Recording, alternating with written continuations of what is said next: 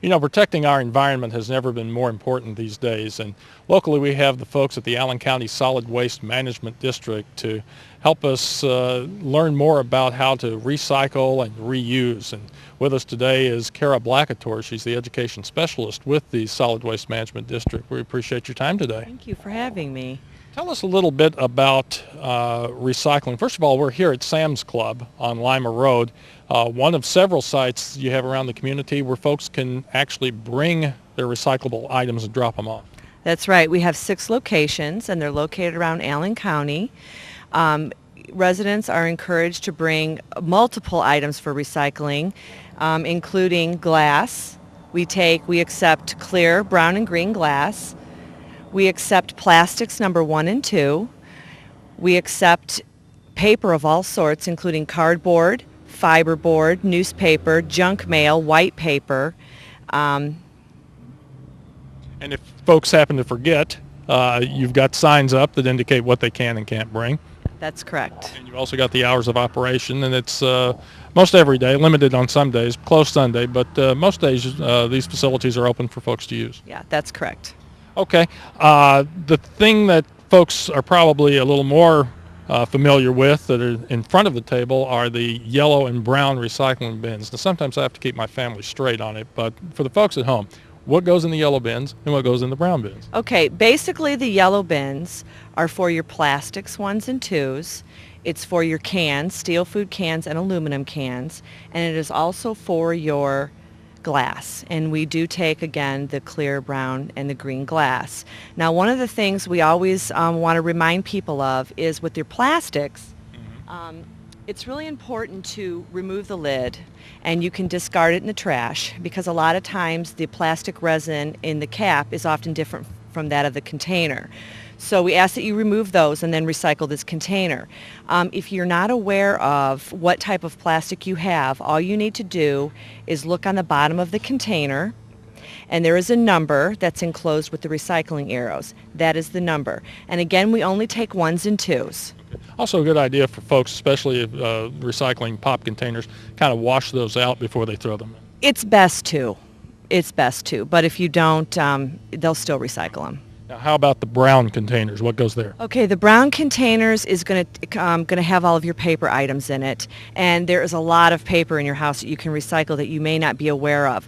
For example, any of these cereal boxes or macaroni boxes, whatever, it is a type of cardboard, it is paper, it is recyclable.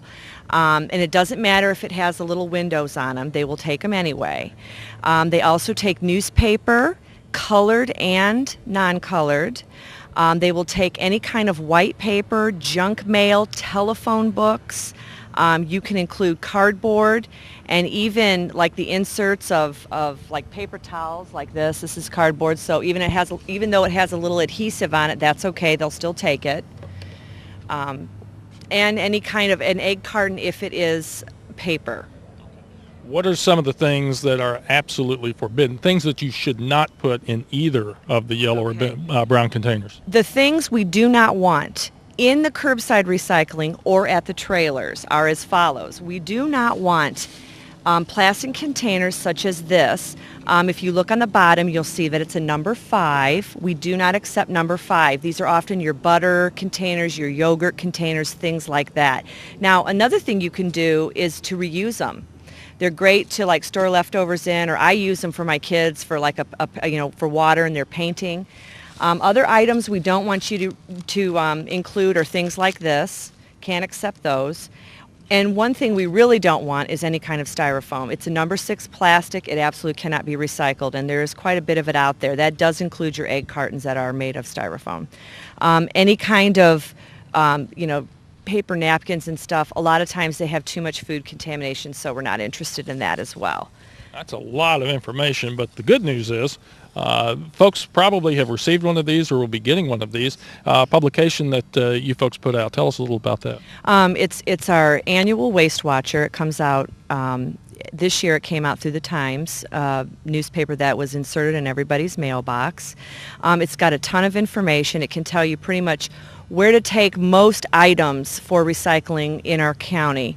It also includes a lot of events. We have annual events as well as year-round events. Trash to Treasure Art Yeah. Contest, which is on the back. Yep, that's one of our annual events. Trash to Treasure is an art contest where people can turn their trash into a beautiful art project, and we hold that at Science Central. Another important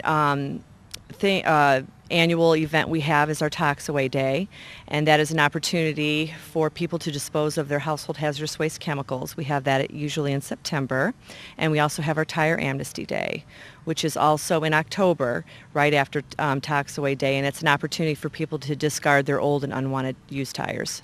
Okay, you mentioned tires.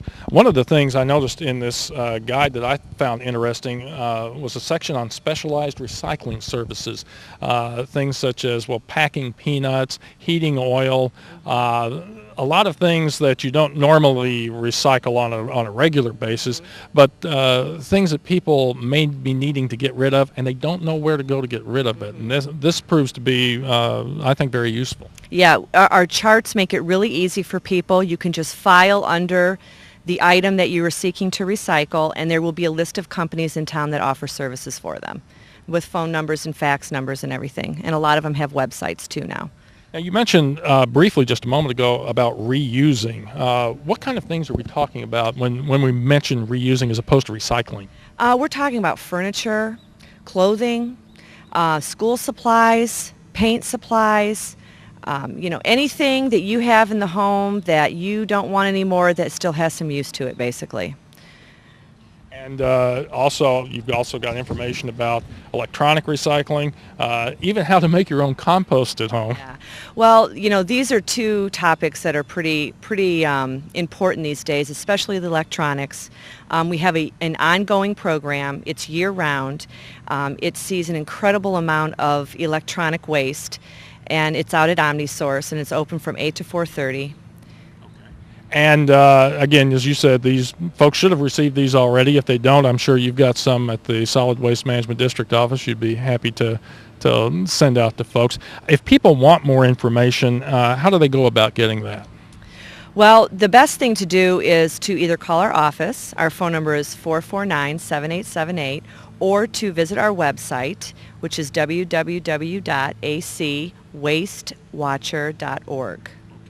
Hey, Kara, thanks so much for coming out and sharing the information for us. And hopefully folks out there in Allen County have picked up some advice, some tips on how to become waste watchers in their community.